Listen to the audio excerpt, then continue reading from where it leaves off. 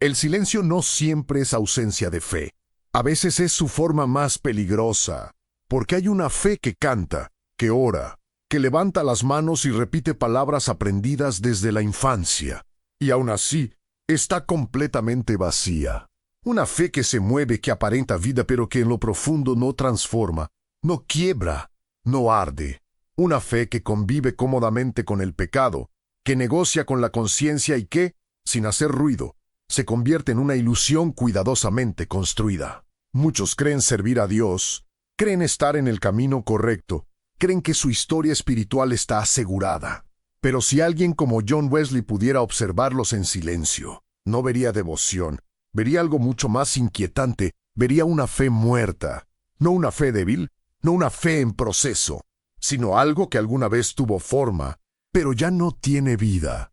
Algo que conserva la apariencia, pero ha perdido la esencia. Y eso, en el pensamiento de Wesley, no era un detalle menor ni una simple advertencia teológica.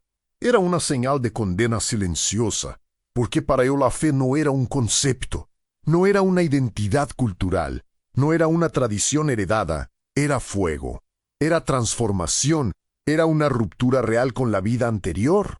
Y cualquier cosa que no produjera eso, no era fe verdadera.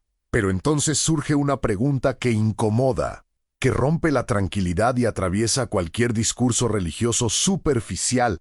¿Cuántas personas viven hoy convencidas de que creen, cuando en realidad nunca han experimentado esa transformación? ¿Cuántas iglesias están llenas de actividad, pero vacías de vida? ¿Cuántas almas repiten el nombre de Dios, sin haber sido realmente tocadas por Él? Si estas palabras no te dejan en paz, suscríbete y sigue hasta el final. Esto no es un video más. La historia del cristianismo está llena de momentos en los que la fe se volvió rutina, donde lo sagrado se convirtió en costumbre, donde la verdad dejó de confrontar y comenzó a acomodarse. Y fue en uno de esos momentos cuando surgió la voz incómoda, firme, inquebrantable de Wesley, no para consolar, sino para despertar. Él no hablaba para agradar, hablaba para sacudir, para incomodar, para obligar a las personas a mirarse sin máscaras, porque entendía algo que muchos prefieren ignorar. El mayor peligro espiritual no es rechazar a Dios, es creer que ya estás con Él cuando en realidad estás lejos. Y ahí es donde todo se vuelve más serio, porque una fe muerta no se percibe fácilmente. No hay ruido, no genera escándalo. No siempre se ve como rebeldía. A veces se disfraza de disciplina, de religiosidad, de conocimiento bíblico. A veces incluso predica, pero no vive, enseña. Pero no arge, habla de Dios. Pero nunca ha sido quebrantada por su presencia. Wesley lo vio, lo denunció y lo enfrentó sin suavizar sus palabras, porque entendía que el alma humana es capaz de engañarse a sí misma de formas profundas, y que una fe sin transformación no es una etapa, es una advertencia. Detente por un momento y escucha esto con honestidad brutal. No se trata de cuánto sabes, ni de cuánto haces, ni de cuántos años llevas dentro de una iglesia. La pregunta es otra, mucho más directa, mucho más incómoda. ¿Tu fe ha cambiado quién eres? ¿O solo ha cambiado lo que aparentas? Si este tipo de preguntas comienza a incomodarte, no es casualidad, es precisamente ahí donde empieza algo real. Y si sientes que este contenido no es como lo habitual, si percibes que hay algo más profundo detrás de estas palabras, entonces quédate, porque lo que viene no busca entretenerte, busca confrontarte. Y si en algún momento de este recorrido sientes que algo dentro de ti se mueve, que una duda aparece o que una certeza comienza a romperse, no lo ignores, escríbelo en los comentarios. No como una reacción superficial, sino como una confesión honesta. Y si deseas seguir explorando este tipo de verdades que pocos se atreven a decir con claridad, suscríbete y permanece hasta el final, porque esto apenas comienza. A Horror Time. Si una fe puede parecer viva por fuera y estar completamente muerta por dentro, ¿cómo se llegó a ese punto? ¿En qué momento la fe dejó de ser transformación para convertirse en apariencia? ¿Y por qué Wesley consideraba esto tan peligroso que decidió enfrentarlo sin miedo? Hubo un tiempo en el que la fe no era cuestionada, simplemente se asumía. Si algo dentro de ti está siendo confrontado ahora mismo, exprésalo en los comentarios. No ignores esa incomodidad. Las iglesias estaban llenas. Las oraciones eran repetidas con precisión. Las escrituras eran leídas con reverencia externa. Todo parecía estar en orden, todo parecía correcto. Pero debajo de esa superficie ordenada, algo comenzaba a descomponerse lentamente, casi de forma imperceptible. Ese era el mundo en el que vivía John Wesley. Inglaterra, siglo XVIII, una nación marcada por la tradición cristiana, donde pertenecer a la iglesia era más una norma social que una convicción espiritual. Ser creyente no implicaba necesariamente haber experimentado una transformación interior. Era, en muchos casos, una etiqueta heredada, una identidad cultural que no exigía demasiado, y que, precisamente por eso, comenzaba a vaciarse de significado. Wesley no creció como un rebelde. No fue, en sus inicios, un crítico feroz del sistema religioso. Al contrario, fue un hombre profundamente disciplinado, meticuloso, casi obsesivo con su vida espiritual. Oraba con regularidad, ayunaba, estudiaba las escrituras, ayudaba a los necesitados. Hacía todo lo que, externamente, definía una vida piadosa, y sin embargo, algo no encajaba. Había una inquietud persistente, una sensación silenciosa de que todo ese esfuerzo, toda esa disciplina, toda esa estructura, no estaba produciendo lo que debía producir. Era como construir sobre una base que nunca terminaba de afirmarse, como caminar sin certeza, como creer, pero no estar seguro de aquello en lo que se cree. Y esa inquietud no era superficial, era profunda, incómoda, persistente, porque Wesley comenzó a enfrentarse a una realidad que muchos evitan hasta el final de sus vidas. Es posible hacer todo correctamente y aún así estar espiritualmente vacío. Esa es la raíz del problema. La fe, cuando se convierte en rutina, deja de confrontar, se adapta, se vuelve cómoda. Y en ese proceso, pierde su poder, ya no transforma, ya no rompe, ya no exige, solo acompaña, solo adorna, solo da una sensación de estabilidad, que en realidad es una ilusión cuidadosamente sostenida. Pero Wesley no podía ignorarlo. Si este mensaje te hizo pensar más de lo habitual, deja un me gusta, no por el video, sino por lo que está despertando en ti. Hubo momentos clave en su vida donde esa tensión interna se volvió insoportable. Momentos en los que su propia fe fue puesta a prueba, no por la ausencia de conocimiento, sino por la ausencia de certeza. Y es aquí donde la historia comienza a volverse más intensa, más personal, más peligrosa. Porque lo que Wesley estaba a punto de descubrir no era una nueva doctrina. Era una verdad que lo obligaría a cuestionarlo todo, incluso a sí mismo. ¿Cómo podía alguien tan disciplinado, tan comprometido, tan aparentemente devoto, sentir que su fe no era suficiente? ¿Cómo era posible que todo lo que había construido espiritualmente comenzara a tambalearse desde dentro? La respuesta no era cómoda, y definitivamente no era popular, porque implicaba admitir que la fe no se mide por lo que haces, sino por lo que eres transformado, y eso cambia todo. La tensión aumentó cuando Wesley viajó a América como misionero. Era, en teoría, el escenario perfecto para demostrar su fe en acción. Pero lo que encontró allí no fue confirmación, fue confrontación. Su experiencia estuvo marcada por el fracaso, la frustración y, sobre todo, por una sensación creciente de vacío espiritual. No era la falta de esfuerzo, no era la falta de conocimiento, era algo más profundo. Algo que no podía resolverse con disciplina ni con rutina. Y fue en medio de ese contexto donde ocurrió uno de los momentos más reveladores de su vida. El encuentro con un grupo de creyentes cuya fe no se basaba en la apariencia, sino en una certeza interior que Wesley no podía explicar. Ellos no hablaban como él, no tenían su formación, no seguían su estructura, pero había algo en ellos, algo real, algo vivo. Y eso lo desestabilizó por completo, porque por primera vez Wesley comenzó a considerar una posibilidad inquietante. ¿Y si su fe, a pesar de todo, no era verdadera? ¿Y si todo lo que había construido estaba basado en una comprensión incompleta? ¿Y si, En el fondo, él mismo estaba viviendo una fe que, aunque disciplinada, estaba muerta. Esa pregunta no lo dejó en paz. Y no debería dejarte en paz a ti tampoco, porque si alguien como Wesley, con todo su conocimiento, su disciplina y su entrega, pudo llegar a ese punto de duda, entonces nadie está completamente exento de hacerse esa misma pregunta.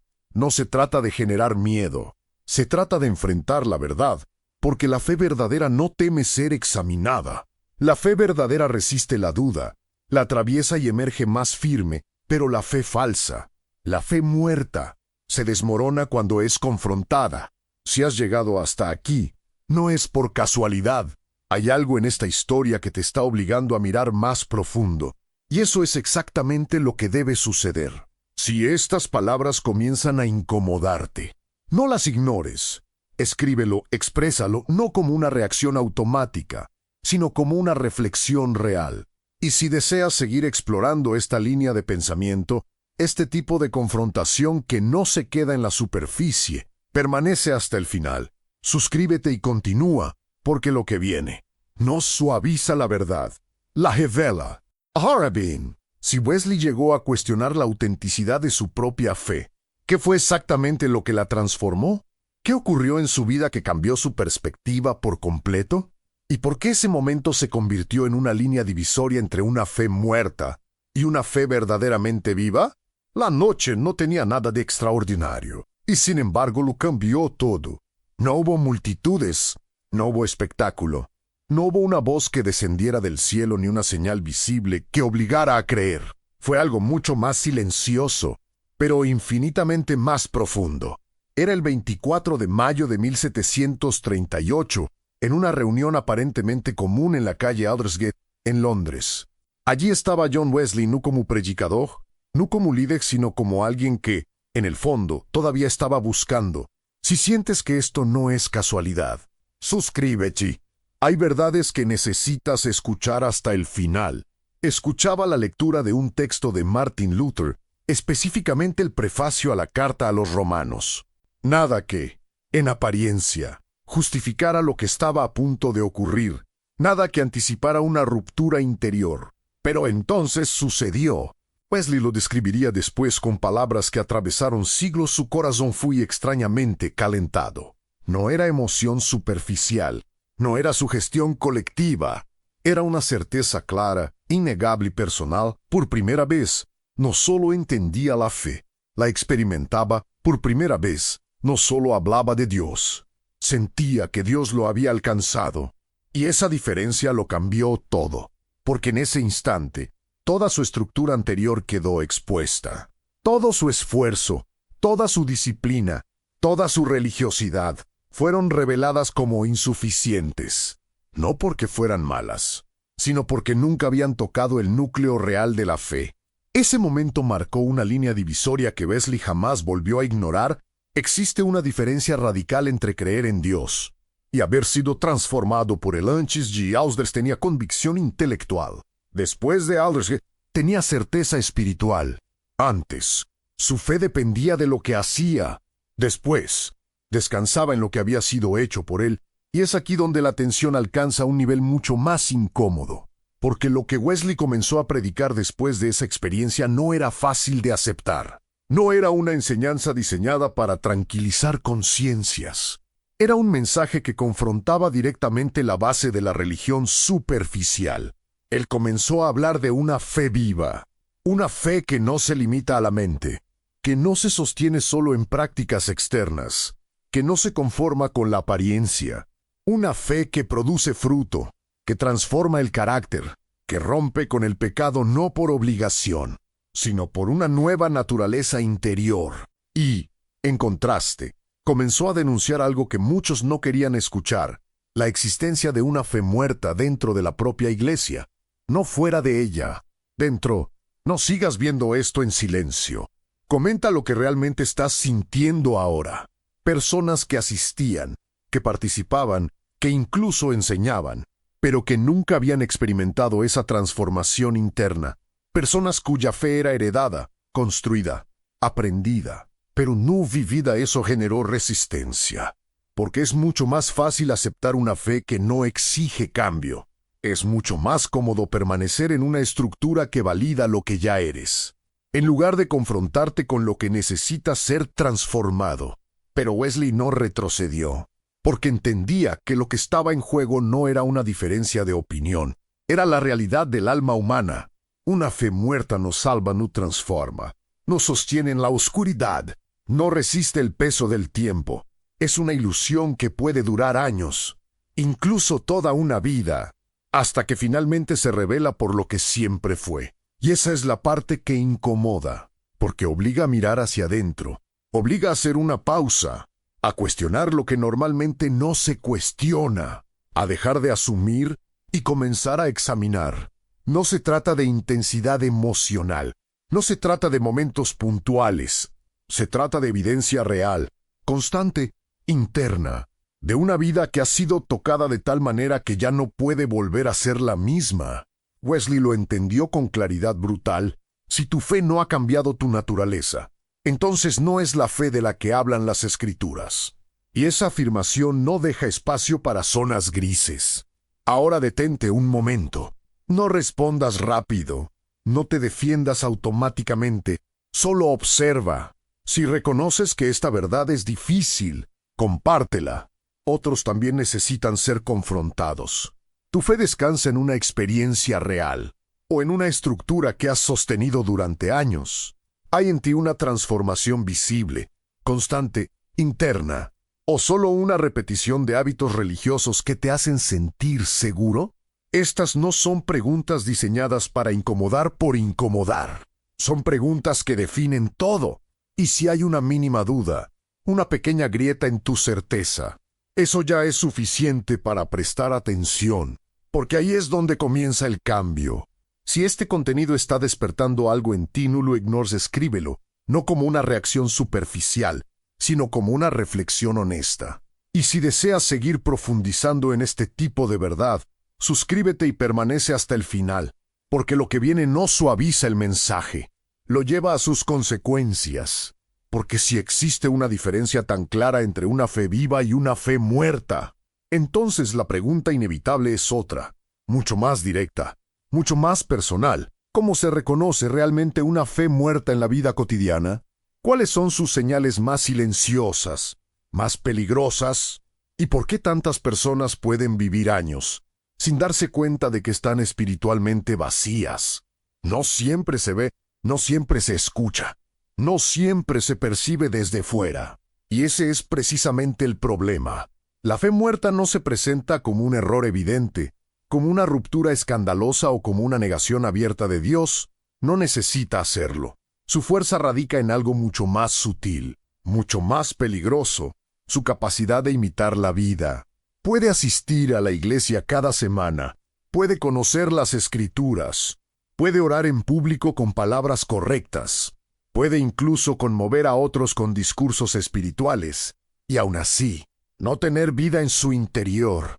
John Wesley lo entendió con una claridad que incomodaba incluso a sus propios contemporáneos, porque lo que él comenzó a señalar no eran los extremos evidentes, sino las zonas grises en las que la mayoría se refugiaba. Para Wesley, la fe muerta tenía señales, no siempre visibles a primera vista, pero inevitables cuando se observan con honestidad.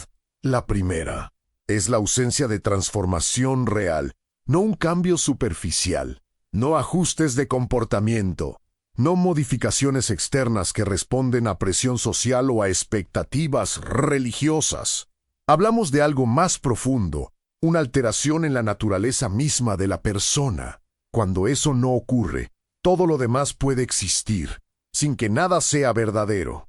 Una persona puede dejar ciertos hábitos, adoptar un lenguaje más correcto, integrarse en una comunidad religiosa, y aún así seguir siendo, en esencia, las mismas reacciones internas, los mismos impulsos ocultos, la misma desconexión silenciosa.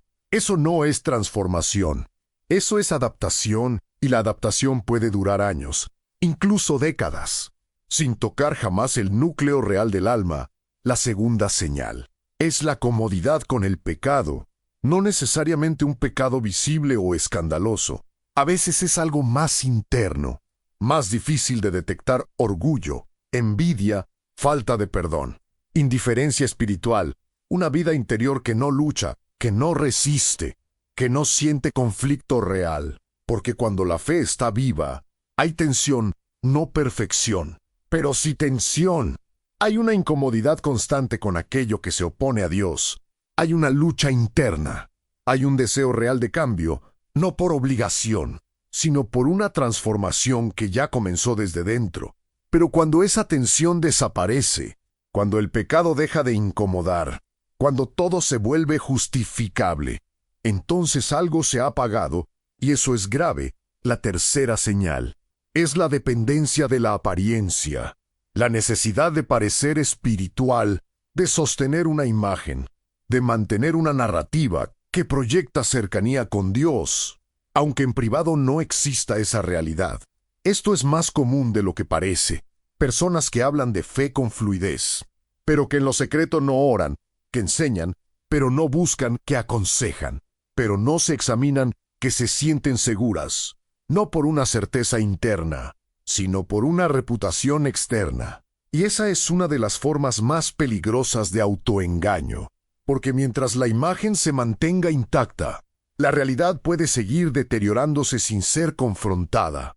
Wesley no suavizaba este punto, lo enfrentaba directamente, porque entendía que la apariencia espiritual puede convertirse en un refugio perfecto para una fe inexistente. Y finalmente, hay una señal que lo atraviesa todo: la ausencia de una relación real con Dios, no una idea de Dios, no un conocimiento sobre Dios, no una tradición relacionada con Dios, sino una relación viva, dinámica, constante. Sin eso, todo lo demás pierde su sentido. La fe muerta puede sostener actividades, discursos, estructuras, pero no puede sostener una relación, porque una relación implica presencia, implica comunicación, implica transformación mutua, implica cercanía real. Y cuando eso no existe, lo que queda es una forma vacía. Ahora detente. No mires a otros, no pienses en ejemplos externos. No intentes aplicar esto a alguien más. Mira, si has llegado hasta aquí, no fue por accidente. Deja tu like y permanece. Lo más importante aún no ha sido dicho. Hay transformación, o solo adaptación. Hay lucha interna, o comodidad silenciosa.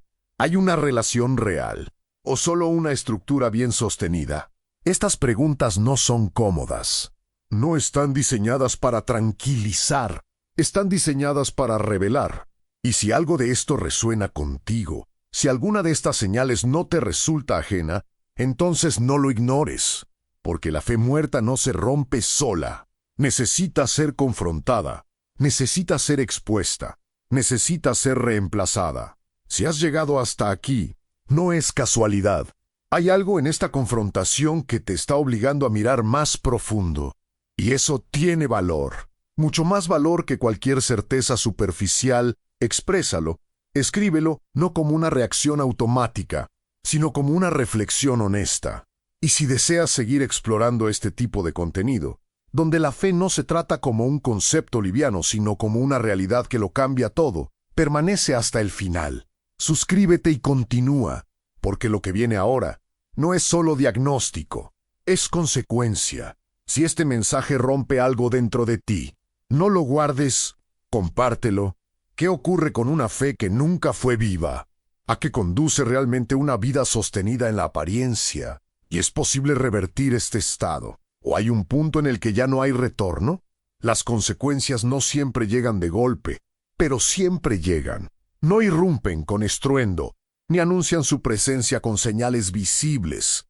Se instalan en silencio, avanzan sin ser detectadas y, cuando finalmente se hacen evidentes, ya han echado raíces profundas. Así opera una fe muerta. No destruye de inmediato. Desgasta lentamente hasta que lo esencial deja de existir. John Wesley lo sabía, no como teoría o no como una advertencia abstracta, sino como una realidad observada en vidas concretas, en comunidades enteras, en almas que habían aprendido a sostener una forma de fe sin poseer su sustancia. Y lo que él vio fue inquietante. Vio personas que comenzaron con convicción y terminaron en indiferencia. Vio vidas que parecían firmes, pero que no resistieron la presión del tiempo.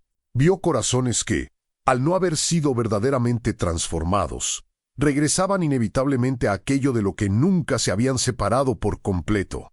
Porque esa es la consecuencia inevitable de una fe que nunca estuvo viva. No puedes sostenerte cuando realmente lo necesitas.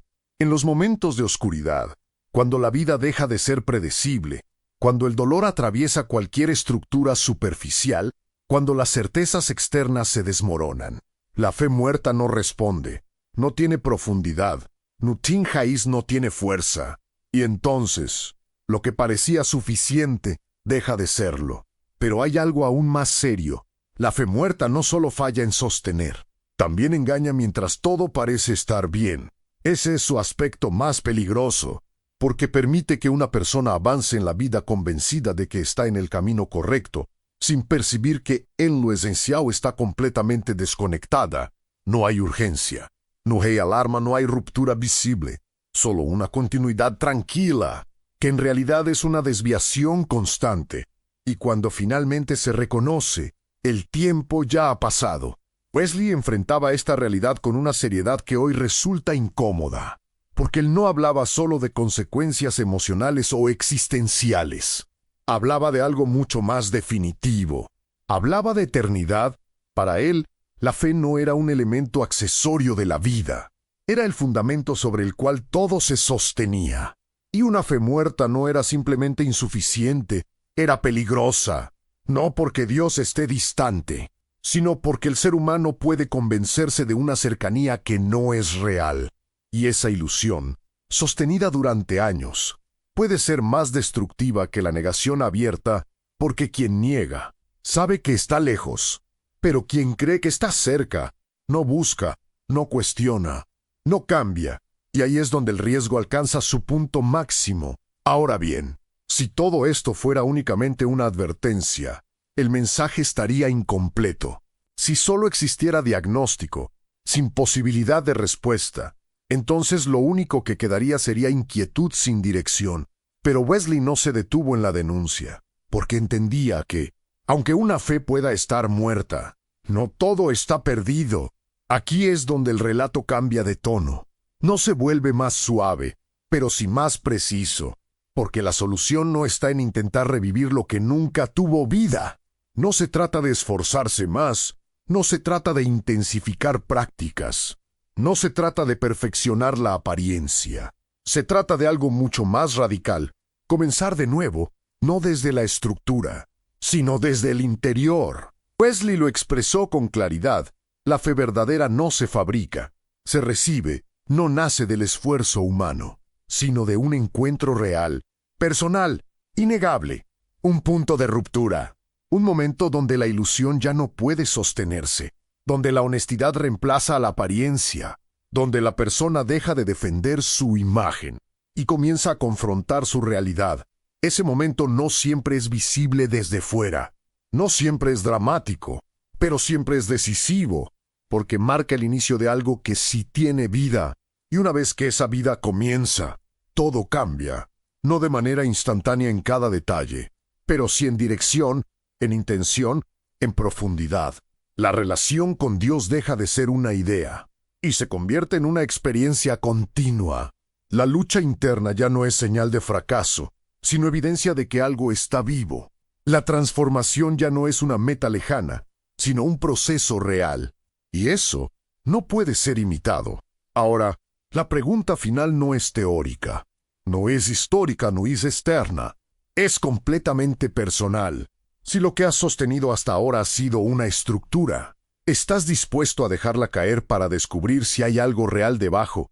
Si has vivido en la comodidad de una fe que no exige cambio, ¿estás dispuesto a enfrentar lo que eso implica? Porque este no es un mensaje para ser escuchado y luego olvidado. Es un punto de decisión. Y si algo dentro de ti reconoce esa verdad, aunque sea de forma mínima, aunque sea apenas perceptible, no lo ignores, exprésalo, no con palabras vacías, sino con honestidad. Escribe lo que realmente estás pensando, lo que realmente estás sintiendo, no para cumplir con un gesto, sino como un primer paso hacia algo auténtico. Y si has permanecido hasta este punto, si no has abandonado cuando la incomodidad apareció, entonces ya has hecho algo que muchos no hacen, has decidido mirar más allá de la superficie. Continúa. No ignores lo que estás sintiendo ahora. Suscríbete y sigue. Esto apenas comienza, porque la fe verdadera no teme la profundidad, se fortalece en ella. Ahora dime, después de todo lo que has escuchado, después de cada pregunta, cada confrontación, cada silencio, ¿sigues creyendo que tu fe está viva? ¿O estás dispuesto a admitir que tal vez nunca lo estuvo?